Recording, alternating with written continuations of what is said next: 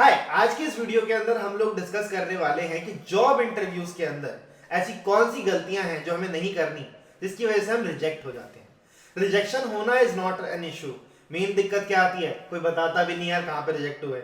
हम लोग same process में, सेम साइकिल में फंसे रहते हैं। हम इंटरव्यूज देते हैं, रिजेक्ट होते हैं, एट द एंड हम मान लेते हैं कि IT sector is not meant for us. So my name is Karthik Mathur. I am instructor here at Coding Blocks. I teach DSA, Web Development, Competitive Programming, and ये जो मैं आपको point बताऊंगा ये आपके इंटरव्यूज में काफी ज्यादा हेल्प करेंगे आपकी। So let's get started. देखो यार, 5 ऐसे रीजंस होते हैं जो हम एक एक करके डिस्कस करेंगे। सबसे जरूरी जो स्किल है किसी भी इंटरव्यू को देने के लिए, मतलब आप गूगल में बैठो, आप माइक्रोसॉफ्ट में बैठो, आप अमेजॉन में बैठो, अगर ये स्किल नहीं है ना तो आई बिलीव आपका सिलेक्शन नहीं हो पाएगा। That is communication skills. मैंने काफी सारे इंटरव्यूज लिए हैं और मैं ये देखता हूं कि स्टूडेंट्स को अगर आता भी है तो वो इतने ज्यादा अंडर कॉन्फिडेंट होते हैं, उन्हें समझ ही नहीं आता मैं किस तरीके से अपने आप को व्यक्त करूं, मतलब अपनी भावनाएं बताऊं, अपना एल्गोरिदम समझाऊं, या जो भी क्वेश्चन पूछा गया समझा पाऊं, जिसकी वजह से इंटरव्यूअर इंप्रेस हो पाए।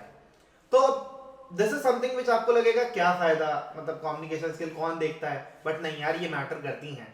इंप्रूव कैसे किया जाए इसके अंदर ना, कोई एक जूनियर पकड़ो और उस जूनियर को आप एल्गोरिदमिक वाइज सारे कॉन्सेप्ट जो भी आपको पता है इंपॉर्टेंट है फॉर इंटरव्यूज, उसको पढ़ाना शुरू करो। अब इससे होगा क्या, इससे आपको ये समझ आएगा कि यार मैं उसको समझा रहा हूं जिसको कुछ नहीं आता। अगर वो समझ गया तो ठीक है, इंटरव्यूअर तो समझ ही जाएगा, उसको डीएस से आता है। वो जो आपसे क्वेश्चन पूछेगा उसको वो लॉजिक पता होता है जो आप बोलने वाले हो। जिसको बिल्कुल कुछ नहीं आता उसको समझाना इज टफ, बट जिसको थोड़ी बहुत चीजें आती हैं उधर तो आपकी मतलब होगा ना एकदम ऐसे दबदबा बढ़ेगा कि हाँ भाई इसको चीजें आती हैं। तो यार communication skills is something which is बहुत ज्यादा अंडररेटेड। अगर बोलो तुम, कोई प्रैक्टिस इसकी इतनी ज्यादा करने की कोशिश भी नहीं करता। जो लोग माइक्रोसॉफ्ट अमेजॉन में बैठते हैं उनमें अलग कॉन्फिडेंस होता है। कॉन्फिडेंस आने की अलग अलग वजह हो सकती है। आपने कोई कॉन्टेस्ट जीता हो, आपके कोड फोर्सेस पे कैंडिडेट मास्टर चल रहे हो, आप एक्सपर्ट चल रहे हो, तो भी कॉन्फिडेंस आता है। अब दूसरा कॉन्फिडेंस इस पे नहीं आता कि मैंने डीएसए पढ़ा है। तो इसी वजह से हमें चीजों को अचीव भी करना है और कम्युनिकेशन स्किल्स पे भी ध्यान देना बहुत जरूरी है। देखो यार, दूसरी ऐसी इंपॉर्टेंट चीज, मतलब टेक्निकल स्किल्स को हम हटा के बातें कर रहे हैं। रीजन बीइंग, टेक्निकल स्किल्स अगर आपको नहीं आते तो आपका सिलेक्शन हो ही नहीं सकता। टेक्निकल स्किल्स में अगर आपको प्रोग्रामिंग ही नहीं आती तो आप टाइम वेस्ट कर रहे हो। तो आप ये चीजें हटा के जो दूसरी जरूरी चीज आती है ना, मैंने देखा रिज्यूमे के अंदर ना लोग अपने पुराने प्रोजेक्ट्स लिख डालते हैं जो फर्स्ट ईयर में किया था, जो मतलब 1.5 साल हुआ था जब कॉलेज के अंदर तब किया था, और थर्ड ईयर के एंड में जब आप प्लेसमेंट में जाते हो बोलते हो यार ये तो मैंने तब बनाया था फलाना फलाना टाइम पे, अब मेरे को नहीं आता। तो इसी पॉइंट पर आपका जो इंटरव्यूअर है वो इंटरेस्ट खो देता है आपके अंदर कि यार इसको नहीं लेके जाना, बाकी के लोग हैं ना उनमें से देखेंगे कोई कैंडिडेट। तो हमें ना अपना नेगेटिव इंप्रेशन नहीं देना है। तो इसी वजह से रिज्यूमे के अंदर वो चीजें नहीं होनी चाहिए जो आपको नहीं आती। अगर आपके रिज्यूमे में कुछ भी लिखा है तो ये अज्यूम किया जाता है कि वो चीज आपको आनी चाहिए, वरना हटा दो। It is better to not write it then आपने उसको लिख रखा है और उसको आप जस्टिफाई भी नहीं कर पा रहे कि लिखा क्यों था। तो ये बहुत ज्यादा आपके लिए मतलब ना हिंड्रेंस क्रिएट करता है अगर आपको चीजें नहीं आती इंटरव्यू के अंदर और आपके रिज्यूमे में लिखी हुई है। तो पुराने प्रोजेक्ट्स नहीं लिखने, वो लिखो जो आपको आता है अच्छे से। This is going to help you a lot. देखो यार, तीसरी ऐसी चीज जो तुम सबसे बड़ी गलती करते हो, जिसके देख के ना इंटरव्यूअर के भी रोंगटे खड़े हो जाते हैं कि यार इसको इतना ज्यादा कैसे आता है। मतलब कई रिज्यूमे ऐसे होते हैं उसमें मशीन लर्निंग भी लिखा है, कॉम्पिटिटिव प्रोग्रामिंग भी लिखा है, उसके अंदर जावा भी लिखी है, उसके अंदर पाइथन भी लिख रखी है, उसने डीएसए कर रखा है इनमें, फिर उसने जावा लिख दिया, स्प्रिंग बूट लिख दिया, हाइबरनेट लिख दिया, जितनी टेक्नोलॉजी के बारे में तुमने सुना है सब लिख डालना। ये भी सबसे बड़ी गलती होती है। सिर्फ वो टेक्नोलॉजी लिखो जिसके अंदर आप एक्सपर्ट हो, जिसके रिलेटेड आपको कोई क्वेश्चन पूछा जाए तो आप बता दोगे। बहुत ज्यादा कंटेंट रिज्यूमे के अंदर नहीं चाहिए। तुम फ्रेशर हो, मतलब किसी को 1 साल का एक्सपीरियंस होगा, किसी को 2 साल का एक्सपीरियंस होगा, अगर एमटेक कर रहे हो तो, अगर जॉब करिए, इंटर्न करिए, तो सब कुछ नहीं लिखना। रिज्यूमे के अंदर प्रोजेक्ट्स भी जो लिखने हैं वो लिमिटेड होने चाहिए। 1 या 2 प्रोजेक्ट लिखो अगर कोई टेक्नोलॉजी पे लिख रहे हो, और इन प्रोजेक्ट्स के अंदर जो टेक्नोलॉजी यूज करी है वो रिज्यूमे के अंदर होनी बहुत जरूरी है। रैंडम कुछ भी नहीं लिखना है, यूट्यूब से टेप दिया और उसको लिख दिया तो तुम गए, तुम ब्लास्टेड हो, तुमसे कोई भी क्वेश्चन पूछा जाएगा तुम नहीं बता पाओगे। This is going to again be the biggest blunder that you can make और डू अगर आप जॉब इंटरव्यू के लिए जा रहे हो अपने रिज्यूमे को लेकर। सो इस चीज को अवॉइड करने की कोशिश करो एंड अपने स्किल्स पे कॉन्फिडेंस रखो, बाकी तो धीरे धीरे आपको समझ आएगी चीजें कैसे चलती हैं। तो चौथी ऐसी चीज जो सबसे जरूरी होती है जब आप इंटरव्यू के लिए बैठ रहे होते हो, वो होता है कि यार आप गए और आप ना मतलब इमेजिनरी और नॉट रियलिस्टिक एग्जांपल्स देने लगते हो, आंसर्स देने लग जाते हो वहां पे। तो फॉर एग्जांपल अभी रिसेंटली हुआ, मैं एक इंटरव्यू जब ले रहा था तो मैंने पूछा कि मतलब अपने बारे में बताओ कि why you think you are suitable for the role. तो उधर से आंसर आता है कि I am actually someone who can work hard और मैं स्मार्टली भी काम करता हूँ। तो मैंने पूछा अच्छा चलो बताओ स्मार्टली कैसे करते हो। तो स्मार्टली पे जो आंसर था दैट वाज वेरी मच, मतलब तुम लोग सोचो कि क्या था, मतलब इट वाज कि यार मैंने बीटीपी का प्रोजेक्ट चल रहा है, मैंने बीटीपी का प्रोजेक्ट किया, मैंने अपने पेपर दिए, मैंने कॉलेज की भी पढ़ाई करी, तो ये जितना भी काम था मैं अपने दिन को डिवाइड कर पा रहा था इस तरीके से कि मैं सब पे फोकस कर सकूं। तो this is something which I believe is a smart work.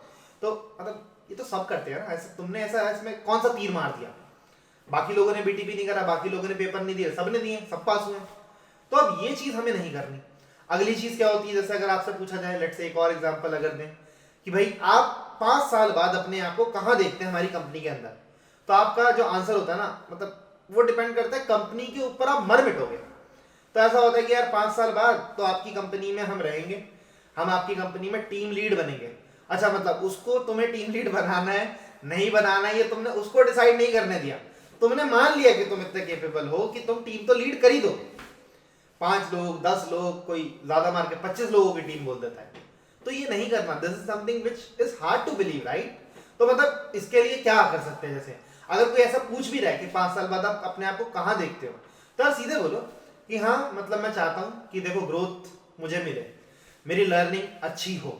But ये जो आप आंसर पूछ रहे हो मेरे से, दिस इज समथिंग, अगर मैं इसका आंसर कर भी देता हूं ना अभी आपको, तो आपको डाउट होना चाहिए कि यार मतलब इतने कॉन्फिडेंटली कैसे बोल रहा है, 5 साल बाद तो मैं कहूंगा मुझे नहीं पता, इसको कैसे पता है, ये तो फ्रेशर है अभी, मेरे को तो चीजें आती हैं, मेरे को अगर लेट से 7-8 साल का एक्सपीरियंस हो चुका है, मुझे आता है, मुझे नहीं पता 5 साल बाद मैं कहूंगा। How can he be so much confident about it. तो ऐसे आंसर्स नहीं दे रहे हैं, हमें ना सोच के जानी होती हैं चीजें, हम क्या बोलेंगे, it should make sense, randomly कुछ भी नहीं बोलना हवा के अंदर। तो आई होप ये समझ पा रहे हो कि हमें क्या करना है, हमें आंसर्स देने हैं but they should not be imaginary, they should make sense. और वो जो चीजें अगर आप बोल रहे हो, अगर आपने रिज्यूमे के अंदर जो स्किल्स लिखे हैं उसके साथ अगर वो लिंक कर पाओ, that is something which is going to give you a very very good upper hand. क्योंकि कम्युनिकेशन स्किल्स जैसे हमने पहली बात करी थी, तो आप यहाँ पे दिखाते हो उसको कि आप जो बोल रहे हो आप वो कितना स्मार्टली बोल रहे हो। तो you don't have to say कि I am smart, you have to prove it अपने आंसर्स के थ्रू। आई होप ये वाली चीज आपको समझ आई होगी कि क्या करनी होती है। या देखो 5वीं इंपॉर्टेंट चीज, इसके अंदर मल्टीपल चीजें हैं जिसपे आपको ध्यान देना होता है when you are in an interview. होता क्या है, कई लोग ना जाते हैं और बहुत ज्यादा ना एकदम अपने स्पेस में बाइंडेड होते हैं, they are not worried about कि बाकी इंटरव्यूअर क्या सोच रहे हैं क्या नहीं सोच रहे। अब होता ये क्यों है, जैसे आपसे कोई क्वेश्चन पूछा गया और आपको वो क्वेश्चन नहीं आता, तो आप क्या करोगे, ओके सर मेरे को टाइम दो थोड़ा सा, मैं इसके बारे में सोच के बताता हूँ। ये अब हो सकता है आप एक्ट कर रहे हो क्योंकि टाइम वेस्ट करना है थोड़ा सा इंटरव्यू के अंदर, तो आप टाइम ले रहे हो। दूसरा इसका रीजन होता है आपको जेन्युइनली नहीं आता वो क्वेश्चन। तो अगर आपको नहीं आता और जो आप सोच रहे हो, तो आप इंटरव्यूअर के साथ वो चीजें डिस्कस करो।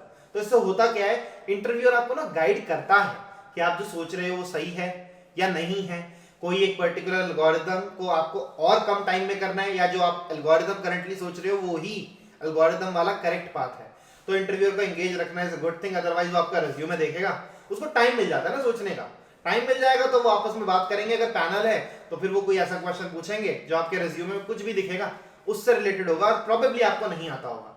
तो this is something which is really important for us to think about जब हम इंटरव्यू के अंदर है। और हमारे जो मतलब ड्रेसिंग सेंस है इट शुड बी गुड। ऐसा नहीं होना चाहिए टाई इधर एकदम होता है ना लफंडे बन के बैठे हुए हैं इंटरव्यू के अंदर, तो नहीं, आपको मतलब अपीलिंग दिखना चाहिए, राइट। मतलब आपको एकदम नीट एंड क्लीन बन के बैठना है इंटरव्यू के अंदर और जाके कॉन्फिडेंट रहना है।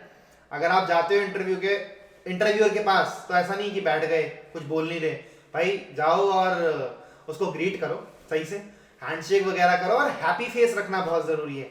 अगर ये सब करते हो, apart from technical knowledge that you have, this is going to make, और ये ऐसा इंपैक्ट डालेगा इंटरव्यूअर के ऊपर जिसके बेसिस पे ना आप उसको इंटरव्यू के बाद याद रहोगे कि हाँ कोई आया था जिसने मेरे से इस तरीके से कॉन्वर्सेशन करी थी और मेरे को मजा आया। अगर वहां पे हंसी भी आती है ना, मतलब हंसी मजाक भी चलता है और happy environment and you are actually able to answer the things, तो आपके सिलेक्ट होने के क्राइटेरिया या चांसेस बहुत ज्यादा होते हैं। So that's it for this particular video. I hope कि आपको इसमें मजा आया होगा, कुछ नई चीजें सीखने को मिली होंगी। अगर आपको और कोई पॉइंट्स लगते हैं कि यार इंटरव्यू के अंदर आपके साथ कुछ फनी इंसिडेंट हुआ था, तो कमेंट सेक्शन में जरूर बताना। And that's it for this video. Again I will meet you soon with some new content. अगर आपको कुछ कंटेंट और देखना पसंद है तो आप कमेंट में बता सकते हो। I will try to make video on this. So bye bye, take care.